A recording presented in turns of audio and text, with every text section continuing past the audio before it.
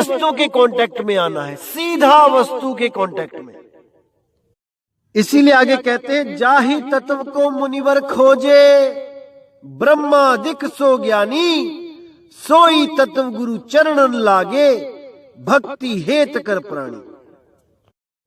मतलब कि जिस तत्व को, किस तत्व को? आत्म तत्व को। जिस आत्म तत्व को मुनिवर खोजते रहे, ब्रह्मादिक खोजते रहे और वो उसको प्राप्त नहीं कर पाए, वो तत्व केवल और केवल गुरु चरणों में बैठ के मिलेगा। जब भेदी गुरु आपको भेद बताएगा और उस सार शब्द का उसको पाने की विधि बताएगा, तब आपको समझ में आएगा कि शब्द गुरु के चरणों में ध्यान लगाकर ही उस शब्द को, उस आत्म तत्व को पाया जा सकता है, अन्यथा कदापि नहीं पाया जा सकता।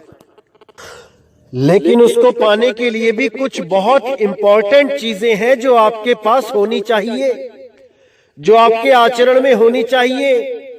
अगर वो चीजें आपके पास नहीं है तो भेद प्राप्त करने के बावजूद आप उसको नहीं प्राप्त कर पाओगे, बिल्कुल प्राप्त नहीं कर पाओगे।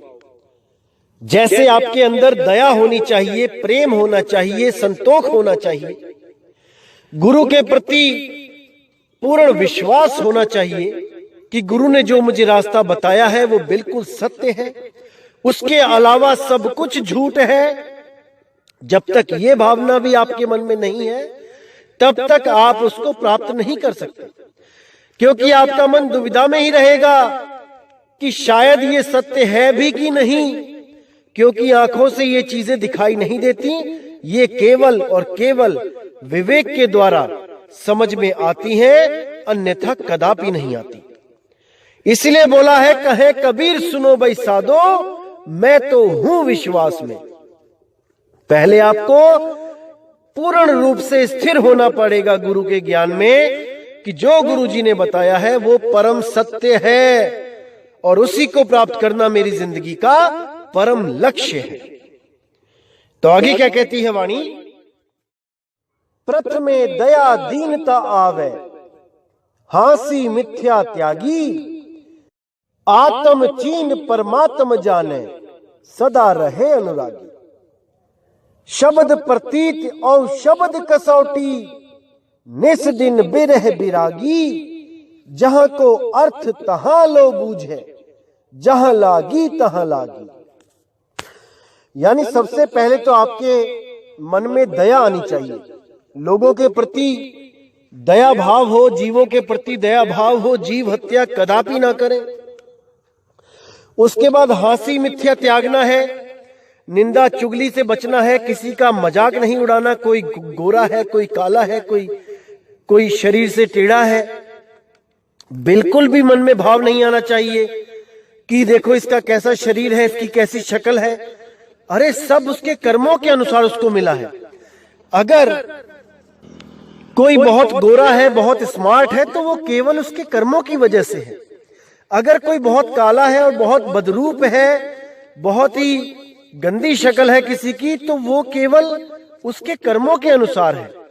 आपको भी अगर किसी को जैसा भी रंग रूप मिला है, जैसी भी काया मिली है, वो उसके कर्मों के अनुसार है। इसमें कोई किसी का मजाक उड़ाने की जरूरत नहीं है, क्योंकि हर बंदा यहां कर्मों में बंधा हुआ है, चाहे वो गुरु है, चाहे वो कोई चेला है। एक डाल दो पंछी बैठे, एक गुरु एक चेला, गुरु की करनी गुरु भरेगा, चेले की करनी चेला। इसमें कोई संशय नहीं है कि गुरु और चेला दोनों ही उस शब्द की भक्ति करके मुक्त होंगे, इसमें कोई संशय नहीं है। 1% भी कोई भ्रमित ना हो कि कोई गुरु किसी चेले को पार कर देगा या ऐसा कुछ, बिल्कुल नहीं। वो शब्द गुरु है जो सबको पार करेगा, वो निज रूप है जो सबको पार करेगा, वो निज नाम है जो सबको पार करेगा मेरे भाई। बस उसको प्राप्त करने की विधि गुरु बताता है, उसको समझना है अच्छी तरह। तो आगे क्या कहती है वाणी?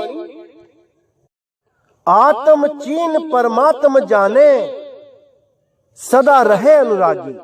कि सबसे पहले अपनी आत्मा का ज्ञान प्राप्त करें कि क्या है जो अडोल है, अचल है, अविनाशी है। पहले उसको प्राप्त करे, अपनी अवस्था को बदले, जीव अवस्था से सीधे आत्म अवस्था में पहुंचे, तब ही वो जान पाएगा कि असल में मेरा निज नाम, मेरा निज स्वरूप क्या है। और आत्मा में ही परमात्मा का वास है, तो आत्म चीन के वो परमात्मा को प्राप्त कर सकता है। सदा रहे अनुरागी, और सदा सदा हमेशा अनुराग में रहे, भजन बंदगी में रहे। कोई भी गलत काम करने से पहले 100 बार सोचे और समझ बूझ के उस गलत काम से बच जाए। यही अनुराग है, यही बैराग है। कहीं कोई दिक्कत आती है तो अपने गुरु से सवाल करे, पूछे कि गुरुजी मैं ये करना चाहता हूं, ये गलत है कि या सही। तो गुरुजी स्वयं उसको मार्गदर्शन करेंगे और वो उन गलत कामों से बच जाएगा। तो आगे क्या कहते हैं कि शब्द प्रतीत शब्द कसौटी, निस दिन बिरह बिरागी, जहां को अर्थ तहां लो बूझे, जहां लागी तहां लागी। अब 2 चीजें बताइए यहां पे, शब्द प्रतीत और शब्द कसौटी। इन दोनों को अच्छी तरह समझना है भाई। एक तो शब्द से प्रतीत करना है, प्रेम करना है, शब्द को ही परमात्मा मानना है, शब्द को ही सब कुछ मानना है। लेकिन कौन से शब्द को? उसके लिए शब्द कसौटी, उस कसौटी पे शब्द को परखना भी है कि जिस गुरु ने हमें कोई भी शब्द दिया है वो कसौटी पे खरा उतरा भी कि नहीं। कबीर साहब की वाणियों के द्वारा जब आप परखोगे आपको समझ में आ जाएगा कौन सा शब्द हमें पकड़ाया गया है। जाप पकड़ाया गया है, अजपा पकड़ाया गया है, अनहद शब्द पकड़ाया गया है, या सार शब्द। तो साहिब कहते हैं जाप मरे, अजपा मरे, अनहद भी मर जाए। अगर ये तीनों शब्द दिए गए हैं तो ये तो स्वयं मर जाएंगे, खत्म हो जाएंगे। सुरत समाये शब्द में वाको काल न खाए। और अगर सार शब्द को दिया गया है जो जाप, अजपा और अनहद से न्यारा है, तब भाई आपका काम बन जाएगा। तो कहते हैं जहां को अर्थ तहां लो बूझे, जहां लागी तहां लागी।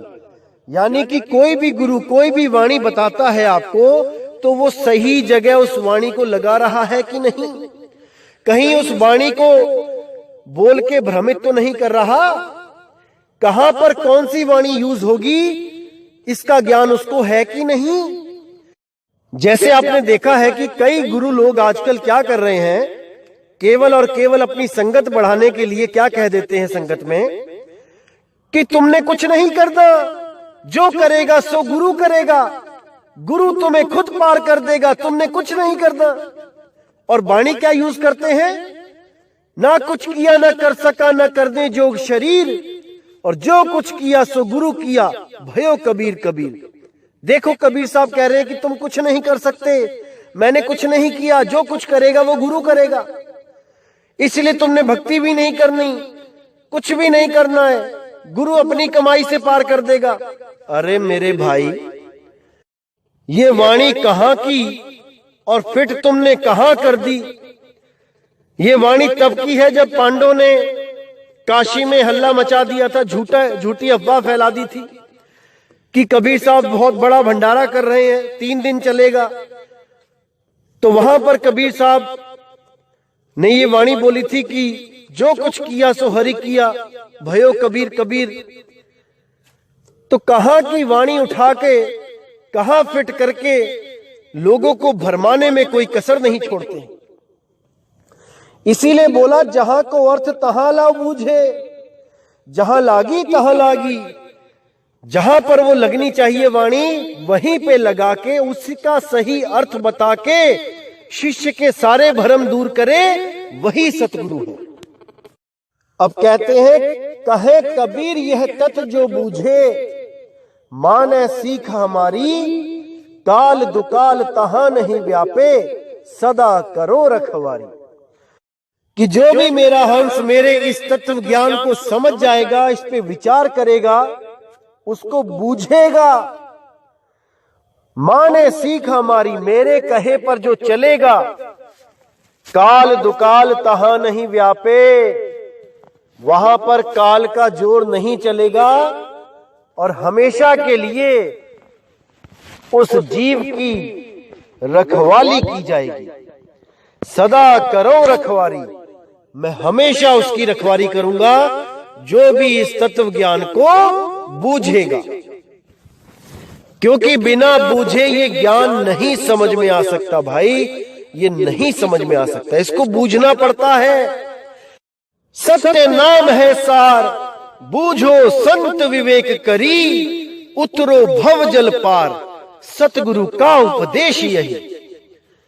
कबीर साहब साफ कहते हैं कि जो भी हंस सत्यनाम को जानना चाहता है तो उसको बूझना पड़ेगा, बिना बूझे सत्य नाम को प्राप्त नहीं किया जा सकता। सतगुरु भेद बताएगा भी, तब भी आपको विवेक के द्वारा बूझना पड़ेगा। बूझो संत विवेक करी, उतरो भव जल पार, सतगुरु का उपदेश। तो मेरे भाई समझना है इन बातों को, एक एक चीज को क्लियर करना है और सारे भ्रमों से अपनी सुरती को निकाल के उस शब्द गुरु में लगाना है, उस पार ब्रह्म परमात्मा में लगाना है, क्योंकि उसी की प्राप्ति से ये मनुष्य जन्म सफल हो सकता है, अन्यथा इसका कोई लाभ नहीं, कोई लाभ नहीं।